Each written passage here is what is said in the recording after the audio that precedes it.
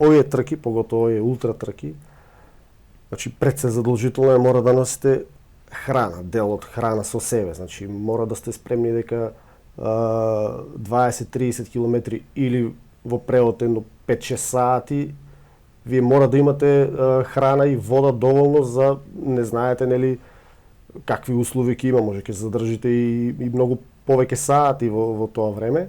Значи, првото е дека храна треба да имаш со себе, на контролните точки, на пунктовите има исто така храна, меѓутоа таа храна е лесна храна, да кажам, нешто што го конзумираш минута, две, зимаш и бегаш. И сега на овие ултра трки над 100 километри, 200 или 270 конкретно за ова што беше, храна да седнеш да јадеш имаш на, ево да кажам, на 60-тиот километар беше она првата храна да можеш да се најадеш.